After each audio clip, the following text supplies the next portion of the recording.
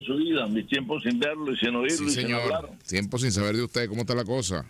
Todo bien, hermano, afortunadamente, pues aquí estudiante, estoy en la biblioteca de mi casa, para variar, leyendo y escribiendo sobre petróleo. Caramba, usted sueña con petróleo. Imagínate Sí. tú. Yo creo que tú... Yo Hago creo que, todo con petróleo menos bañarme. así es, yo creo que en tu otra vida tú fuiste un petroglifo. Mira, Rafael, Diga. caramba, se pierde Citgo, se puede recuperar. ¿Has visto estas últimas incidencias del caso Citgo? ¿Qué Sí, puede cómo pasar no. allí? ¿Qué puede pasar allí? ¿Y de quién es responsabilidad lo que está pasando en Citgo? ¿Es una responsabilidad exclusiva de Maduro, de Guaidó, o es compartida? Bueno, en principio, para empezar por lo último, yo creo que esa responsabilidad sin duda alguna es compartida, porque eso han debido buscarle solución hace ya, ahora para agosto, hace 4 años atrás. Yo recuerdo haber dado unas declaraciones cuando estaba en Madrid en agosto del año 2000, y precisamente salía tu hermano Mario, que me llamó eso, y Mario lo montó en su cuestión, en su varilla, y eso fue bastante divulgado, donde yo decía allí, y voy a mostrarlo estos días, por cierto, yo tengo por ahí el recorte, de que el circo se perdería si no había una acción conjunta del gobierno de Nicolás Maduro con el parapeto interino que se había montado con Juan Guaidó. En efecto, eso fue así. Ya el Ejecutivo norteamericano no va a dar más protección que lo que estuvo dando, y por lo cual no se ejecutó una especie de blindaje jurídico contra Citgo, ya habiendo desaparecido, por así decirlo, el gobierno interino de Guaidó y con la proximidad de las elecciones y todo, ya el gobierno no renovó esa aureola de protección jurídica que tenía para evitar que los tribunales ordinarios norteamericanos le cayeran encima a Citgo para ejecutarla por la cantidad de acreedores que clamaban porque se les cumplieran o se les cumplieran con el compromiso adquirido que tenían. Y entonces, bueno, eso fue pasando así, ya el gobierno americano se cansó de proteger a Citgo, y ahora, pues, por supuesto, se la está entregando al tribunal de la UER en Estados Unidos, que es el que va a ejecutar el embargo.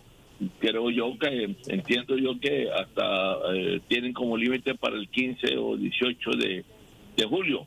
Entonces, repito, ahí hay responsabilidad compartida, porque nunca hubo intención en ninguna de las partes de ponerse de acuerdo en procura de solventar o en procura de evitar lo que va a suceder, que es la ejecución mediante tribunales por parte de Citgo, bajo el argumento, por supuesto, de lo que los abogados internacionales llaman el alter ego, en tanto y en cuanto Citgo pertenece a la República, pertenece a la nación, al Estado, al país, a la revolución, al gobierno, a lo que tú quieras, pero pertenece.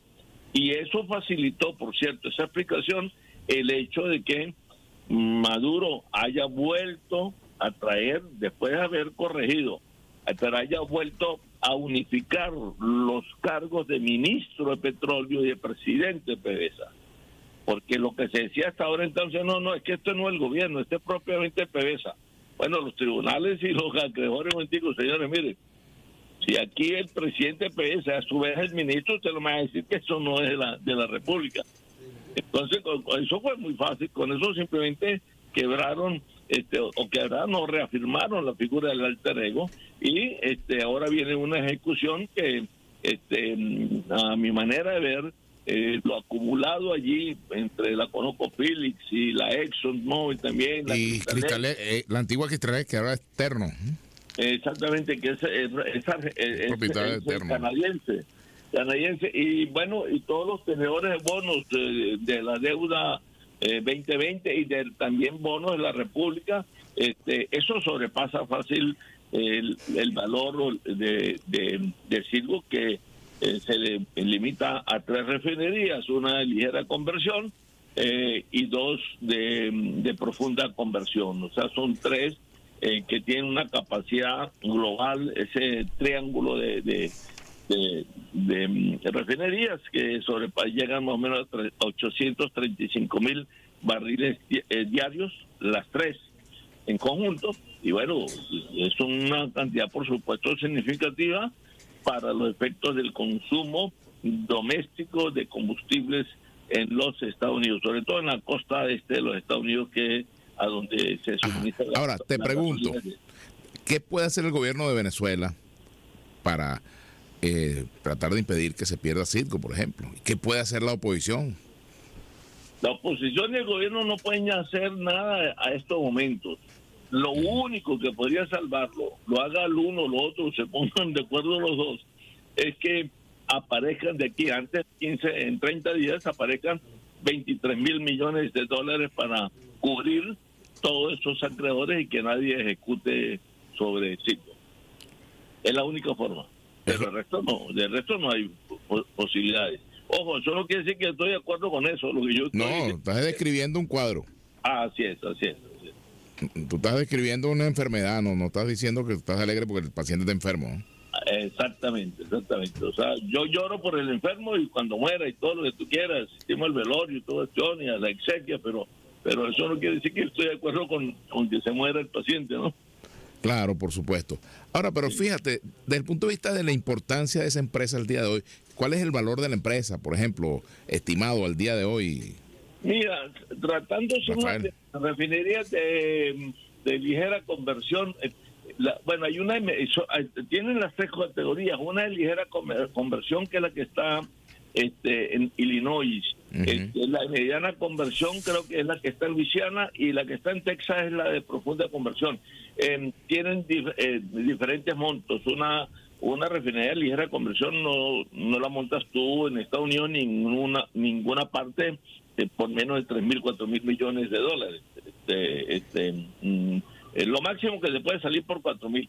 Haciendo cálculos que yo recuerdo más o menos cómo están, cuál ha sido el monto comprometido en diferentes refinerías, que ahorita, por cierto, se están construyendo varias en el mundo, para abultar más allá de las 954 refinerías que hay, porque no dan abasto en las 954, primero porque hay 100 o 95 que están inactivas. Entonces, bueno, están tratando de activarla, pero bueno, al margen de eso, luego las refinerías mediana conversión, no se te dan menos de 9,000, 10,000 millones de dólares esa construcción. Eso daría un total de 15.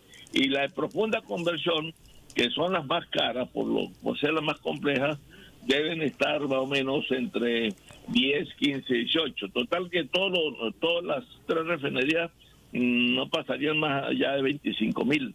Y las deudas nuestras, o los compromisos nuestros con los acreedores que están en Estados Unidos y otros afuera, como en el caso de Cristalex, que no opera en Estados Unidos, pero es canadiense y operó aquí se le expropió en noviembre del 2007.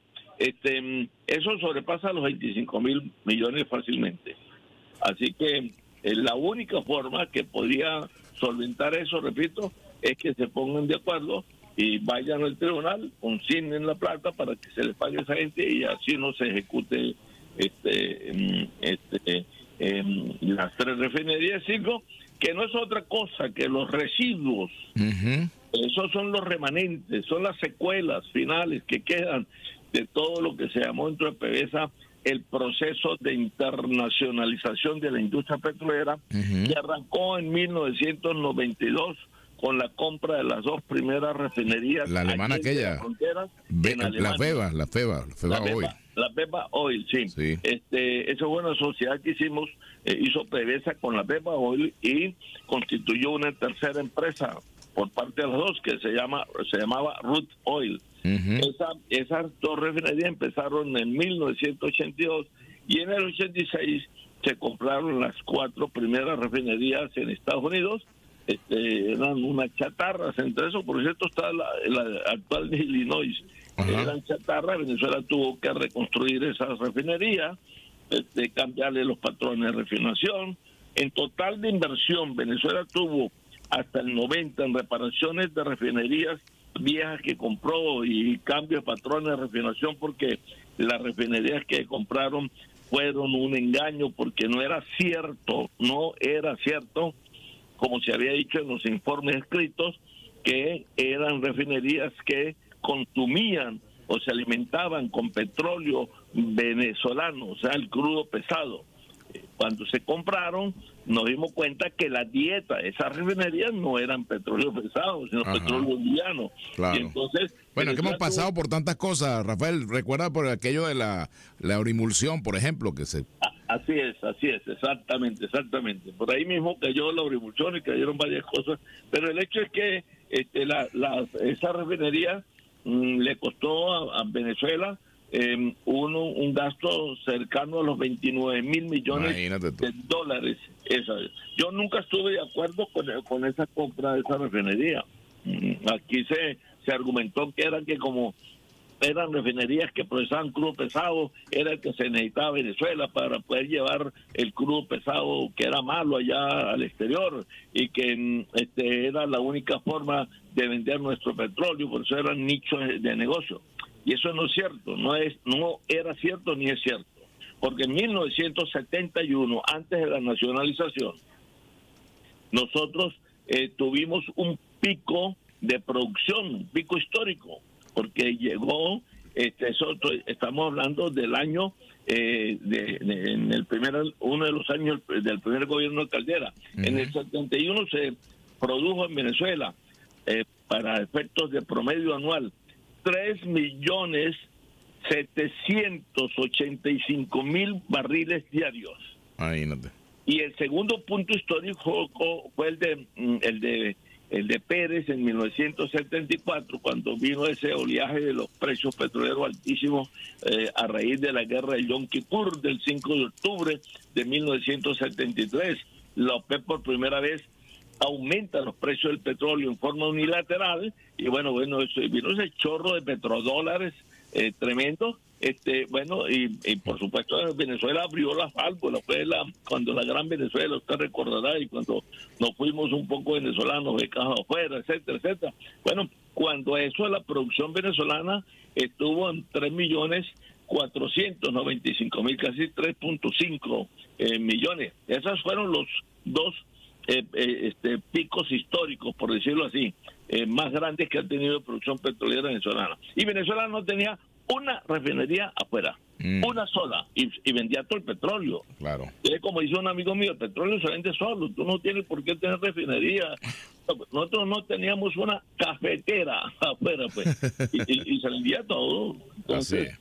Pero bueno, fueron puros mitos. Mira, rapidito, antes de irnos, Rafael, el presidente Maduro le reclamó al presidente de PDVSA allá en Barinas por el asunto de las colas, y le dijo, ¿me resuelves ese pi? Sí, bueno, no puede resolvérsela. Yo he dicho varias veces, reiteradamente, algunos creen que uno tiene una actitud, una posición pesimista, pero las colas de la gasolina en Venezuela llegaron para quedarse.